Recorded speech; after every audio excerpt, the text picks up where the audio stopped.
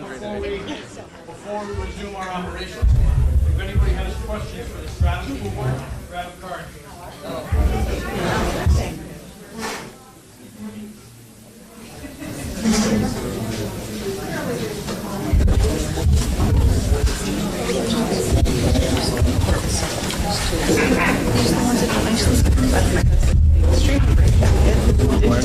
Go ahead, grab the gavel, call it back over, and introduce the school district. No, you do the gravel. Oh, you got it. Yeah. Dad, do it.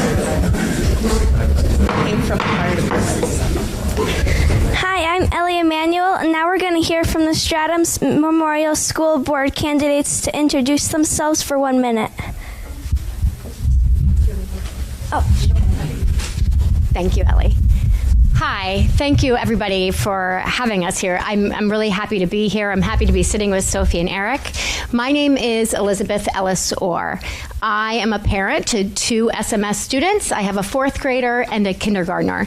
So all in all, I will have spent 11 consecutive years as a Stratham Memorial School parent.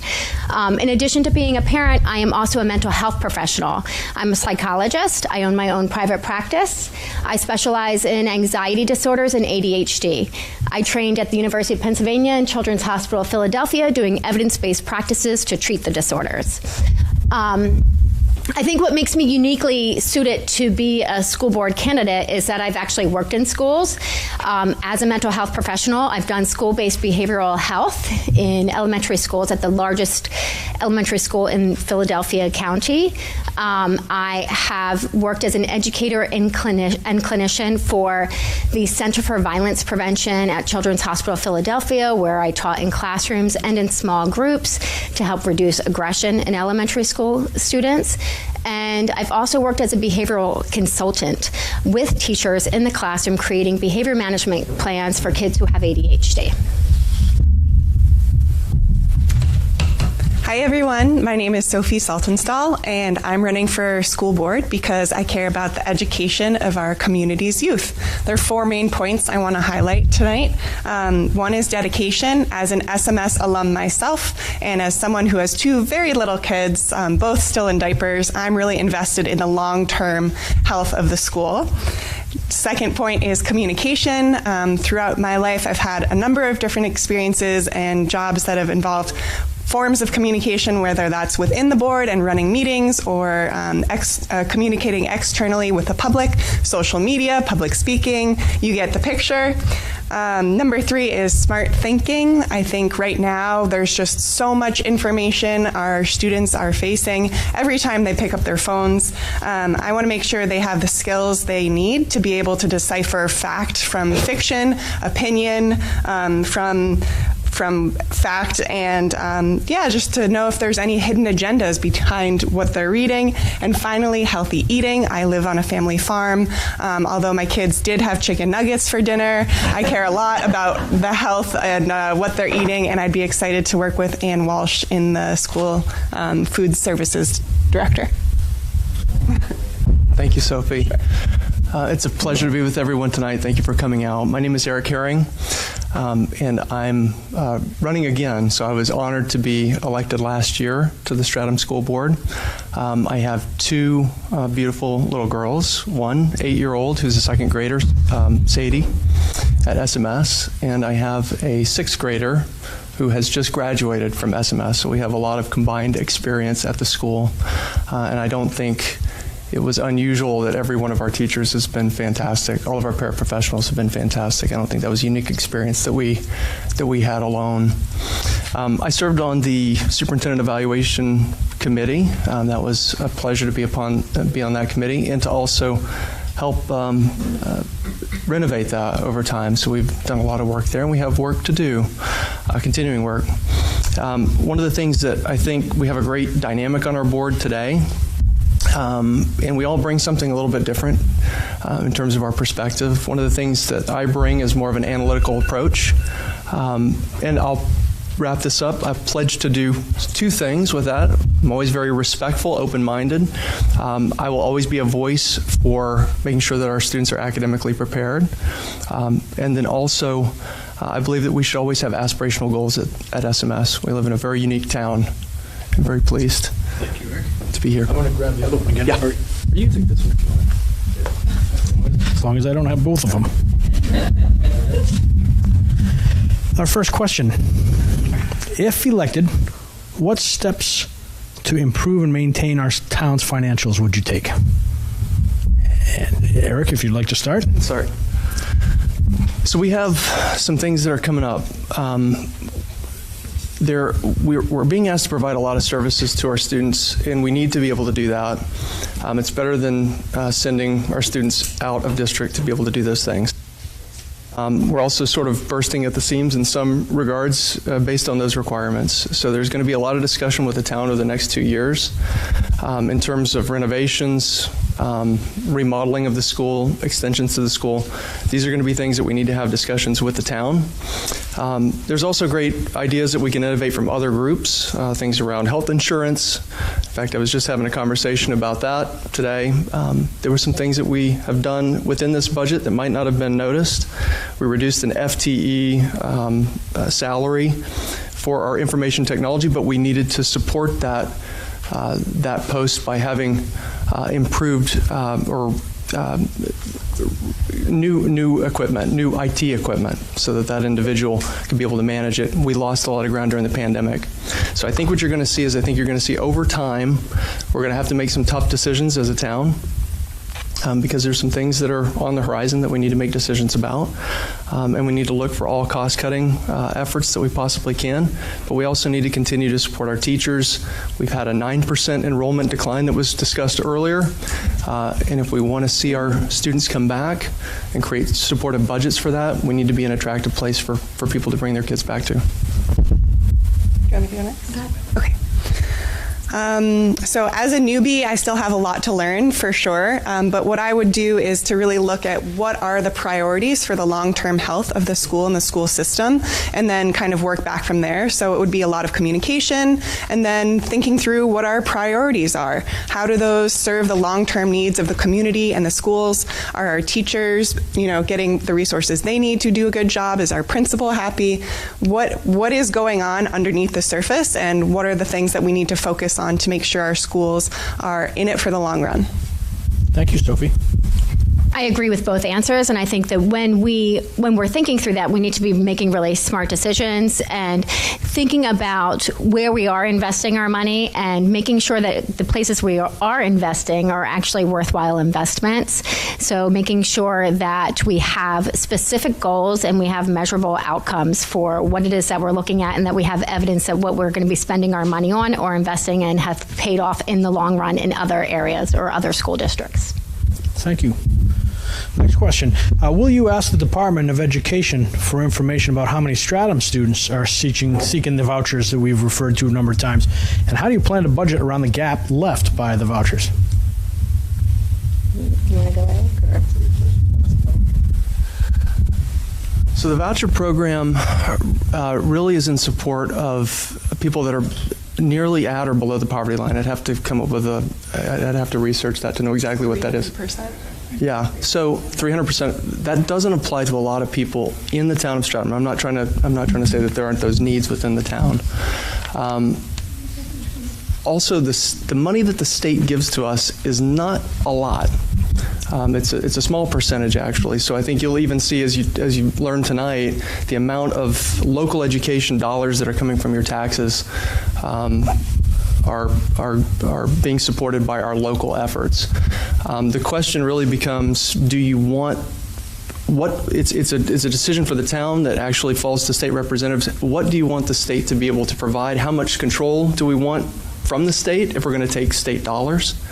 But again, when I think it comes to vouchers, it's not something that's really applying a lot, so we don't have to think about making up for a lot of money there, but we do need to think about how wisely we're spending those dollars, and we need to think about, generally speaking, making the town schools an attractive place for parents to want to send their kids.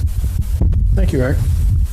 Yeah, I agree with that answer. I think that was a great answer, so I'll just plus one to that. And if anything, just add again that I'm looking at the long-term health of our public school system. I'm running for school board because I care about the public education of our students in our community.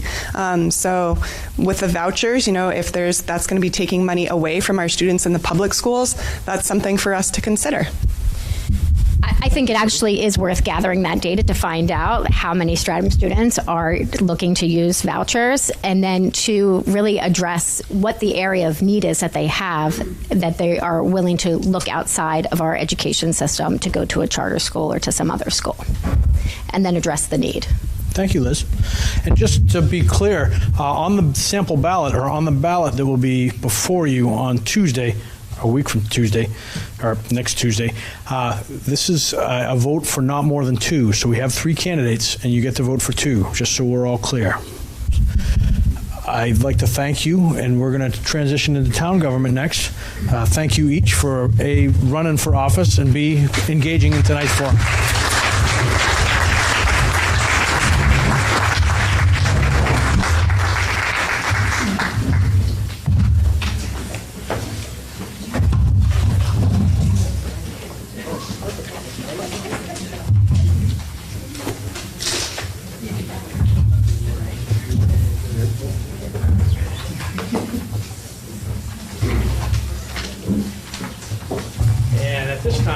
Invite up our local candidates for Select Board, Clerk, Secretary Trustee, and Library Trustee.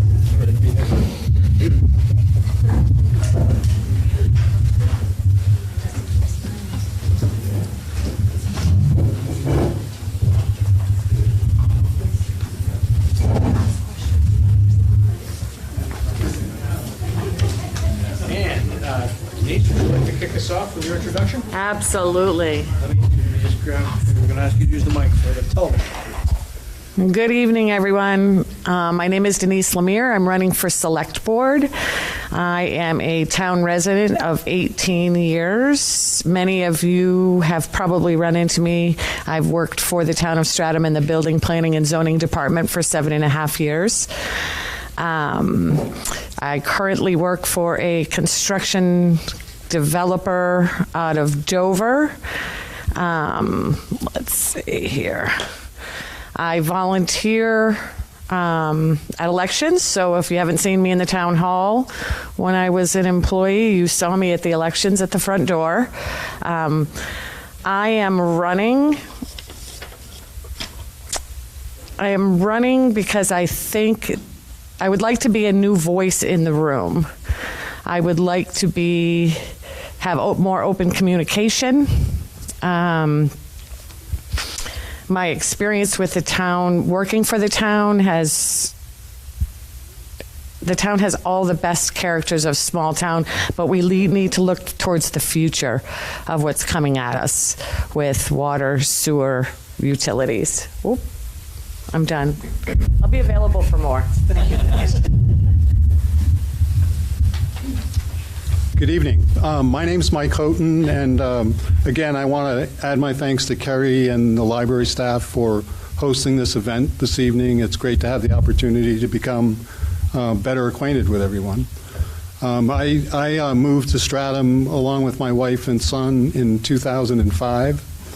I own and operate Dowling Corporation, which is a heating and air conditioning company that services the seacoast area of New Hampshire and southern Maine.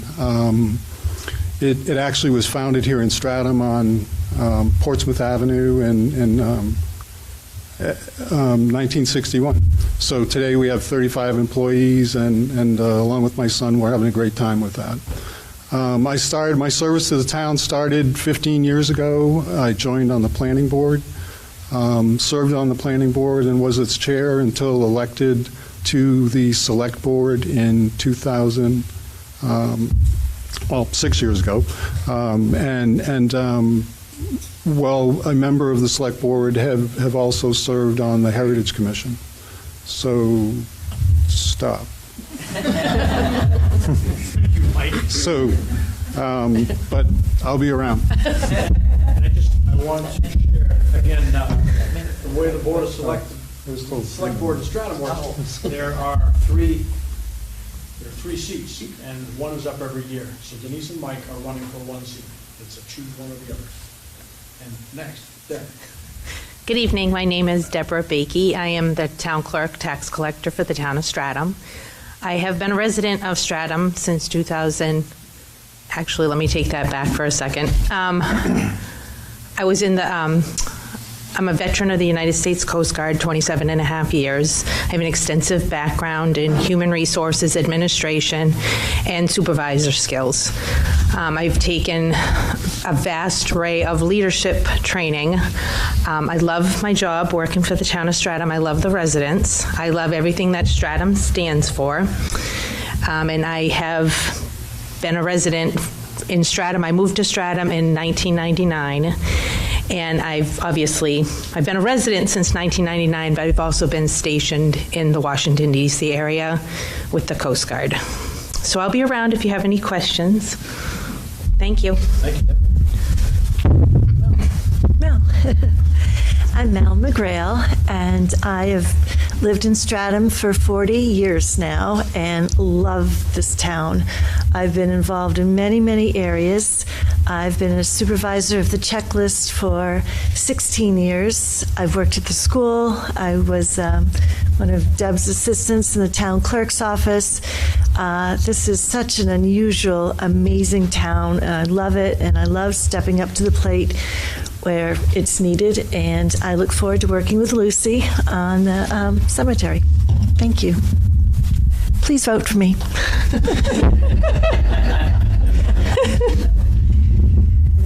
Good evening, my name is Veronique, and I've been a resident of Stratham since 2002. I have worked for 10 years at the library, and I'm very involved in the local community. I volunteer at the Historical Society. I currently work for the Fish and Game in land conservation, and so this would be a good addition to my portfolio. I would like to help the patrons and the employees of the library be better and have better offers for the patrons that we already have at the library. Thank you. Thank you, Brady. And Veronique, Melanie, and Deborah are all running unopposed. That being said, the balance of the questions I have before me are directly related to the select board candidates. You got it. Bring it on. How would you support local farms and agriculture? How would I support local farms and agriculture? That is what Stratham is all about. I was back in the day when the Scammon farm had the cows that used to come and nibble the sweet grass in our side yard. So yes, farms are important.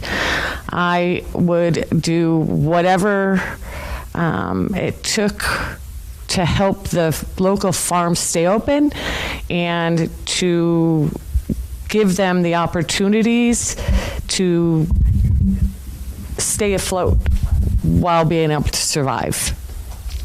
Thank you, Denise. Mr. Houghton? Thanks. So, I mean, I think we local farms are at the grassroots of Stratham. I mean, it's an agrarian community and a rural setting, and farming is where it all began. And we have and will continue to pursue regulations that enable them to continue to succeed at every front. I mean, I think that's it's critical. It's been the foundation of our past and critical to our future. Thank you, Mike. This year's budget increase is 2%. How do you stay at a similar rate of increase while growing and maintaining services for future years? Mike, would you lead us off? Sure. So our budget increase over the last 8 years has averaged 2.3%. And this year, next Tuesday, we're asking you to approve 2%. We've achieved much of that through improved budgeting processes that are tied directly to our master plan and strategies that support the vision that has been articulated in our master plan. And we fund those strategies and are very specific and focused on our spending. Thank you, Mike. Denise? So times are changing all the time. So 2%, although it doesn't appear to be a lot, for some it might be a lot. So I would like to look at places where we could possibly cut, pull back on some things so that we can go after what is needed for the town going forward. Thank you, Denise. If you kick the next one off, what do you think the town's largest challenge is, and what can you do to help? Challenge before the town of Stratham. The challenge before the town of Stratham, I believe, is all the changes occurring. We have water and sewer. We have a tax base. We have to make sure that we have a tax base that supports, so taxes don't rise out the roof on people. So what would I do to help? I would have to just look more into that kind of. Thank you. I think from an operational perspective, the town's in good shape. We did, in fact, put forth a budget that did take money out and reduced it. I think that our future really is more on the strategic plane around energy, water, and things of that nature. And how do we sustain those resources and protect those resources so they're amply available for the future. I think that we've begun processes through our energy committee to look at amalgamation and joint ventures on energy cost, collaborating with other communities. 300 people recently conducted water samples. New Hampshire does not regulate private wells, so we don't have keen awareness of our water quality throughout the town because it's not regulated and we don't test it. So 300 people recently engaged in that. We'll begin to build a database, learn more about that precious resource, and be able to build strategies to protect it as we go forward. Thank you, Mike. I have a question for you about the solar energy. Stratham Solar Energy large-scale ground array of 250 kilowatts zoning limit, as established by the Select Board in 2018, limits and significantly restricts Stratham from potential future renewable energy efficiencies. A 250 kilowatt ground array takes about 1 acre of land. New Hampshire's state New Hampshire's state net metering regulatory capacity in 2018 was 1 megawatt. Stratham's limit was 75% less than what the New Hampshire metering regulatory requirements were. Being faced with approximately 30% of Stratham's land is in conservation, and the 2018 zoning forbid ground mount solar arrays on rural or agricultural land. If you were on the Board of Selectmen, what would you do about this? I, for one, believe in solar arrays and how to generate it. I believe we can come up with solutions to screening. You could still keep the vegetation around, but yet have the energy. We have the space that is needed. There are folks who could use solar energy to reduce their utility costs. So I think it's important to look towards that future of what we could do to make sure that the solution fits everybody, not just one individual or one entity. Thank you, Denise. Mike? Yeah, good question. I mean, I think that I think the topic of energy and alternatives. I mean, it clearly is an evolving discussion. I mean, more increased information becomes available, more new technology becomes available, and I think we are constantly examining regulations to adapt and to evolve to the realities of how we're being impacted in that area and will be impacted in that area in the future. So, it's an ongoing process, and we have an energy commission that helps us with that, and we will continue to pursue reasonable solutions. Thank you. What improvements would you support in town?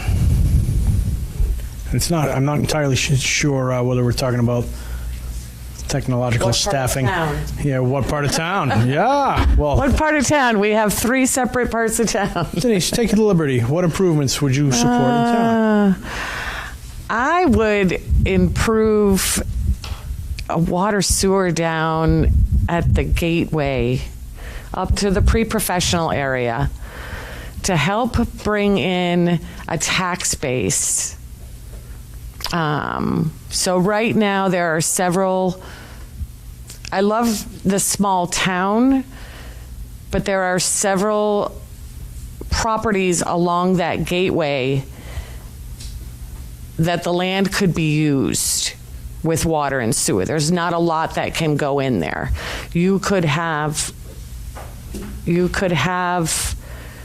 short on workforce housing. You could put housing in there in an area that young professionals could come and live and not have to. But with the situation with it being on septic and sewer, there's not enough room for that. Thank you, Denise. Mike? Yeah, I think infrastructure development is a journey, not a destination. It's something that we will continually have to pursue alternatives and look at those over the long term. And I think you start with information, data, and baby steps to move you along that process. And I think we're doing some of those things. Specifically, I would approve of a signal light at Bunker Hill Avenue. And look at ways in which we can better engage in more broad-scale communication with town residents so that we can keep them better informed of the goings-on. I think the Select Board has embarked upon a communication effort through their newsletter, and we can do more, and we will do more. Thank you, Mike. If elected, what steps to improve or maintain our town's financials would you be interested in? What steps would you take to improve or maintain our town's financials? Go ahead. So I think that our town's financials are currently in good shape, and I think we rigorously examine our financial positions, and we continue to work in close step with our auditors on advice with respect to oversight and maintenance of our financial assets. I think we're always looking at opportunities to invest in things that will enable us to bring some return on the assets that we have, but I think we're doing many of the things that are fiscally prudent that you would expect from responsible parties to perform. I would have to look into this more, but one of the biggest town financials that comes to me is we need to maintain the current employees and staff that we have. We have a wonderful, wonderful community of employees here at the town of Stratham, and we've had a lot of them leave in the last 5 years. If you look back, we've lost a lot of employees. I think that needs to be looked at, why and how we retain them, because they're leaving for a reason. So that's one of the financial things I would look into and cut it back from there. I would take care of the employees. Thank you, Denise. I believe I've asked the questions that we have had. We have a couple more minutes. If anyone else in the House has a question they'd like to ask of any of our candidates tonight. I know, Veronique, you look concerned. I think you're solid. That's good. Seeing no other questions. Oh.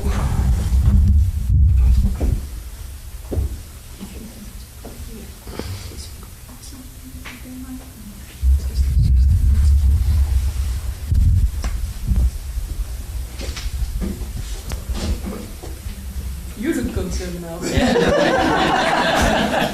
One of you has Mrs. Peabody handwriting. Are there any grants that you think the town of Stratham should consider applying for town improvements? Grant opportunities that you'd like to look into or share with us? I don't know of any, but I would love to look into see what kind of grants would help the town of Stratham. Thank you, Denise.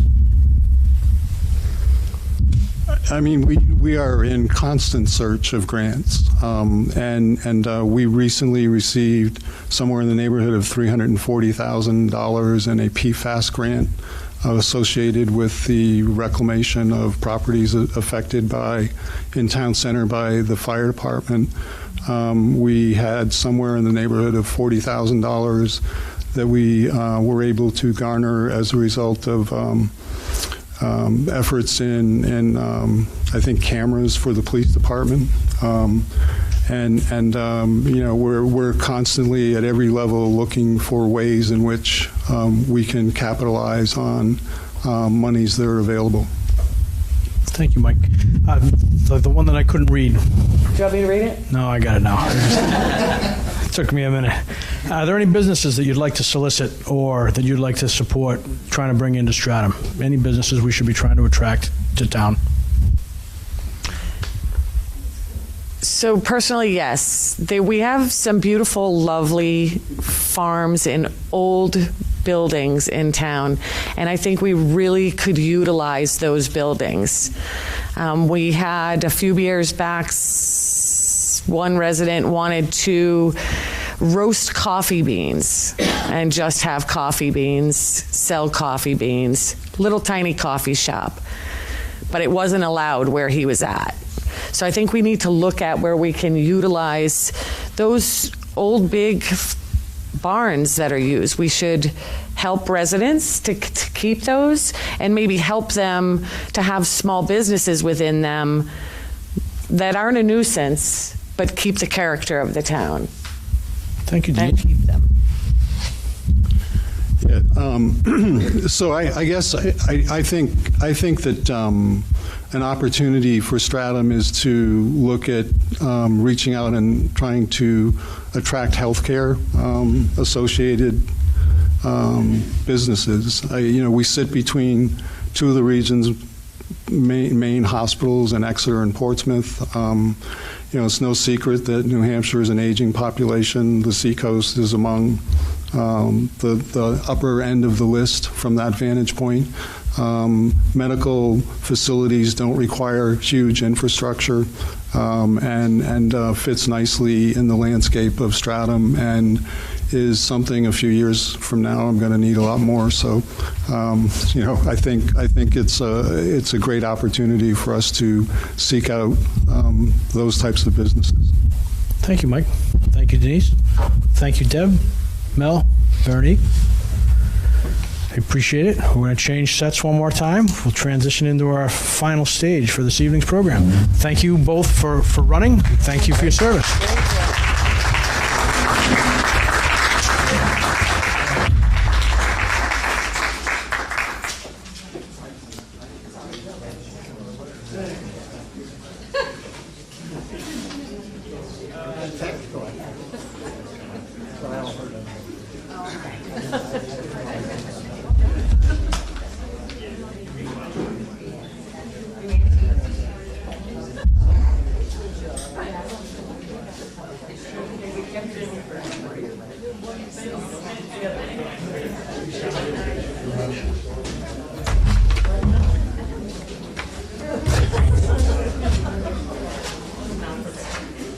So be sure to use that. This is just for project. Project. All right.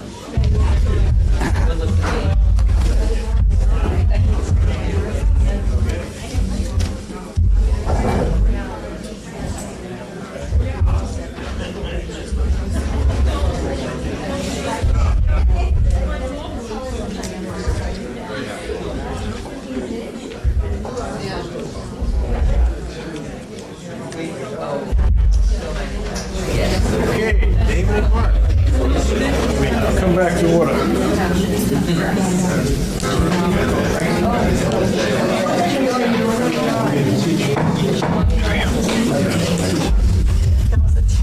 Those were taps. Yeah, so we weren't completely in recess. I figured that was a light tap to get our attention again. I know, I see you guys out there. I wanted to introduce David Moore and Mark Connors to speak about some of the town business that will be before us this week. Excellent. Thank you, Mr. Moderator. My name is David Moore. I'm the town administrator for the town of Stratham, where I've served for the past 4 years. I am honored to be next to my colleague, town planner Mark Connors. I'm also here with our fire chief, Chief Denton, who is available as a resource for this conversation as well. And of course, I'm here on behalf of our select board, our chair, Mike Houghton, vice chair, Allison Knabb, and Joe Anderson. I want to thank and recognize the library for hosting this and for their innovation this year in particular. So unlike in the past, we're not going to go through a bunch of slides article by article in front of you tonight, but the plan here is to serve as a resource for conversations you might have about the warrant. If you've watched the videos, about the content in the videos, but we do plan to hit a few highlights for you. Most importantly, from an effort at communication and sharing information and preparing people for participating as legislators at town meeting, we make a lot of effort to, through our website, through these taped videos that the library has of us speaking to the warrant articles, both that will take place at town meeting and the ones that will be voted on Tuesday, March 14th of the zoning articles. We try to make as much information as available as possible. So in addition to your town report, we have a voter information guide that is located on the town's website on the Town Meeting 2023 tab. We have a line item, not only a line item budget, but we have a budget summary, which is a narrative telling the story about this year's budget, the descriptions of it, and the trends that we think are helpful to know about. We have a 60-page capital improvement plan that has descriptions of all of our capital projects, not only a summary, but a description of the genesis, the purpose, of each of those projects there. So I really encourage you to access those resources as well. I'm going to take this opportunity to highlight Article 11, which will be voted on at town meeting on Saturday, the 18th at 9 a.m., along with the Articles 11 through 19. First of all, that is our largest article. That is our operating budget. This year's operating budget is $8.2 million. That it represents a 2% increase over last year. That's about $160,000. As was alluded to earlier, we've been very fortunate in order to have reasonable and consistent growth in the budget. That hasn't come by accident. That has come through purposeful financial planning and discipline of the select board. In recent years, we have invested in some additional financial and accounting skills to help improve our budget estimations and increase our budget controls, which are not an insignificant portion of our ability to maintain a 2% increase in this budget. We've also had success in aggregating our supply for energy with other forms of government in the region, and that has resulted in direct savings on the energy side, insulating us from the shocks that we're all familiar with as residential ratepayers. Also significantly contributing to that trend with the budget is our work on health insurance. This is the third straight year that the town of Stratham has seen a decrease in the health insurance costs that we for our employees. We have 35 full-time employees here at the town of Stratham. A great number of those take our health insurance. Over the last 3 years, we've introduced more choices in those health insurance plans, and we've seen people take advantage of those plans, including 2 new deductible plans that offer some really significant cost savings, both to the employees and to the towns. And we've done that through education about our options, but also doing things that we think are creative and innovative, such as having the employer take on the first 50% of a deductible that employees incur in those more cost-effective plans. We've had a lot of success with that, and that has come through over time. So so I would encourage you, if you want to learn more about our budget, those resources are available on our website, and you can listen to the taped comments that get into more of our work in that area. Lastly, I just want to point to our capital planning efforts. Articles 12 and 13 relate to our efforts to responsibly steward our financial, our assets, our built environment, our buildings, our parks and recreation facilities. We try to avoid spikes in the tax rate from year to year. We do that by understanding what our needs are, putting savings aside, and ensuring we avoid spikes. And we have our fire chief today here who was able to speak to our $1 million, nearly $1 million Article 15 associated with our fire truck that is due for replacement.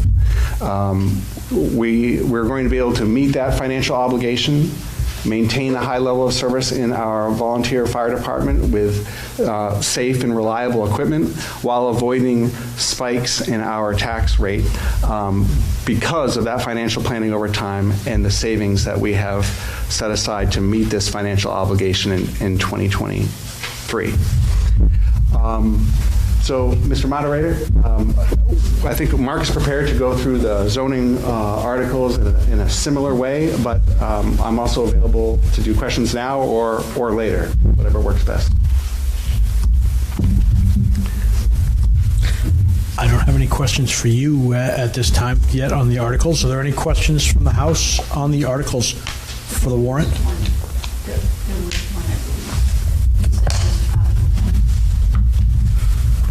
Oh, okay, that's fair enough.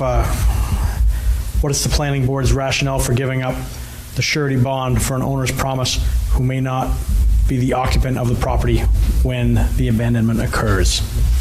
So, Mr. Chairman, I think that's a great question, and might I suggest that Mark handle that at as part of his remarks? I understand. It's all good. Mark, you have gotten your question in advance. Okay. You're ready. Please. Great. Well, thank you all for staying for the very end of this. David and I have traditionally done this. In the past, it's been about 10 o'clock when they've gotten to us, so there's maybe 10 of you left. So I'm glad that we have a full house, and I appreciate you staying for the entire length of the program. I wish I had scratch tickets to give you or something, but so as I think David mentioned, I want to thank the library for putting this together, and the library had a great idea to record videos. So there's a video that's available on YouTube where I go through each of the amendments that are on the ballot this year. It's about 15 minutes, and the nice thing about YouTube is you can fast forward through the boring parts to whatever you're interested in. So my goal today is to be quick, maybe 5 minutes or so, kind of running through the There's 9 questions you'll see on the ballot this year. So that's Articles 2 through 10 on the ballot when you vote on Tuesday, March 14th. So I'll spend about 5 minutes just going through each one of those, but I want to spend most of the time per question and answer. Feel free if I go over that limit to light me on fire or something. But I'll start with Article 2, which would extend the gateways in the Gateway District, would extend the front setback. So that's how far the building can be to the road. And this is, we can only change the zoning once a year, and it can only be changed if the majority of people voting for the amendment pass it. And so this is, questions come from the planning board, or residents will approach us, or people read Stratham Talks and get ideas kind of based on the atmosphere, what is kind of trending in town. And this is an example of one of those things. We've heard a lot of feedback that building that's under construction right now in the corridor is just a little bit too close to the road. So this amendment would specifically address situations like that. It would require new developments to be set further back from the road, Portsmouth Avenue. So that would be 20 feet minimum from the setback, wherever the property line is, or 40 feet from the edge of pavement, Portsmouth Avenue, whatever's greater. So that would be quite a distance back from the building that's under construction, but it would still be, I think at the same time, the planning board wants to see kind of a more pedestrian-oriented environment. So it would allow for landscaping and sidewalks and things like that. But it would be a little bit, in the planning board's view, it would provide a more aesthetic environment, more pleasing aesthetic environment for the town. That's Article 2. Article 3 would actually relax a setback in the professional residential district. So that's a small district from about Bunker Hill Avenue to the traffic circle in Stratham. And there's kind of an odd requirement in our zoning that if a use in that district abuts a residential use, that it have a 100-foot front setback. And the problem is that a lot of those buildings are historic. They've been there for a long time. And the building itself is completely within the setback. So, for example, the Sweet Dreams Bakery, that whole entire building is in that 100-foot setback.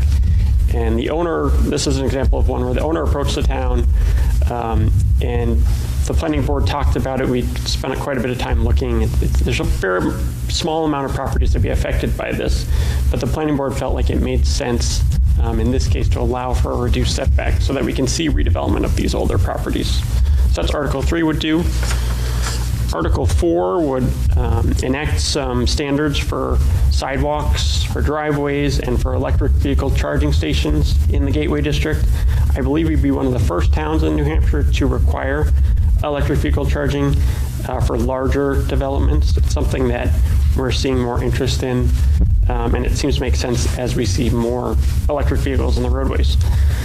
It would also require minimum widths for sidewalks and some requirements for driveways. And the impetus for this really is the town's been working with DOT to try to get a project approved to make that corridor a little bit more walkable and bike friendly.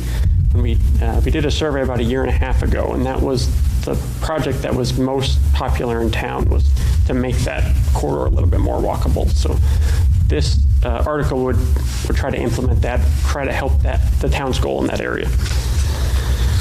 Article 5 is just a housekeeping amendment. It would make sure that one area of the zoning, in this case, it talks about uses that are allowed in the Gateway District, that area is completely consistent with another area of zoning that talks about the exact same thing.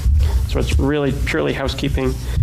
Article 6 deals with religious uses, and it's a result of a new state law that was passed by the legislature, which limits how towns can regulate religious land uses. And this is something I think almost every town in the state is passing a similar article to try to address this law, because it's a fairly extensive law that was passed. So there are some changes we need to make sure that Stratham abides by the new requirements. Article 7 would enact some residential density requirements in the commercial districts. And these requirements would be quite a bit more generous than what we allow for our residential areas. But we felt like it made sense to have some caps, some reasonable caps on residential density, because we're seeing a lot more interest in residential projects, even in the commercial districts. Or in the past, we really hadn't seen much interest at all, but I think that's just a product of the real estate market. So that's what Article 7 would do. Article 8 is a housekeeping amendment. It really addresses some legal amendments to our sign ordinance, and that's a result of some court decisions that regulate how towns can regulate signage. So in my opinion, it's really purely a housekeeping amendment. For Article 9, which deals with the same thing, it deals with our sign ordinance, it's a lot more extensive. It would make some amendments to address those legal requirements I spoke about, would also limit the size of new signage, how we light signage in Stratham, how tall signage can be, and that's part of, we looked at other towns and how Stratham regulates signage compared to other towns. We were quite a bit out of step with the surrounding communities, so this would be an effort to make Stratham more consistent with the requirements you see in other communities, and to limit just the aesthetics of signage so that we have a little bit more pleasing commercial corridors in Stratham. It would not regulate political signage. That's controlled by the legislature, so you'll continue to see political signage. And the last article, which I think the question was about, I noticed we had a solar energy question for the select board candidates. This is an amendment to the solar energy ordinance, which Stratham has in place, and it would make it a little bit easier for property owners who have a medium or large scale array on their property. What the town requires now is that the property owner give the town a financial guarantee. So it could be a check or a bond or something like that, but the town holds that money indefinitely to make sure that when they're no longer using the panels, that they properly remove them from the property. And this is another example where a property owner came to the planning board and asked for some relief from that requirement. So this is a condo association in Stratham that we're holding a check, a few $1,000s for an array to make sure it's removed when it's no longer being utilized. The problem is that these arrays will likely be in place for many decades. So the town's on the hook for holding those for a long period of time. So we're proposing to eliminate that requirement, add another requirement, which is basically an agreement that they would sign and we would record at the Register of Deeds stating they're aware of their requirements to remove the panels. That would be a violation of our zoning if they didn't once they're no longer in place. So we think the requirement is still in place, it's just a different way of enforcing it. So that's what Article 10 would do if it was passed.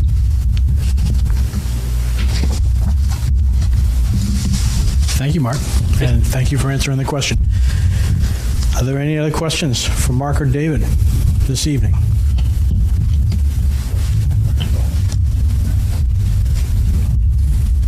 Beautiful. I was going to say our third select person has lurked into the back of the room earlier in the program. I understand. You've been here for a number of the... Thank you, Allison.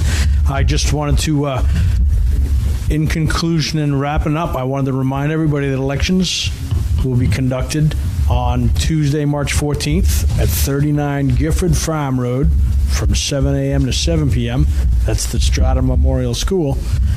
And town meeting will be conducted on Saturday, March 18th at 39 Gifford Farm Road at 9 a.m. And I know we're preaching to the choir because you are Stratham's engaged residents that are either participating, know all the players here, have the questions and the answers, or are watching us on TV tonight. And I thank the library and the General Federation of Women's Club, as well as all of our candidates and contestants and town staff who's worked so hard to brief us. I know I see is there any other business to come before us tonight before we close the voter information night? Thank you. My name is Dave Emanuel. I'm your town moderator, and thank you.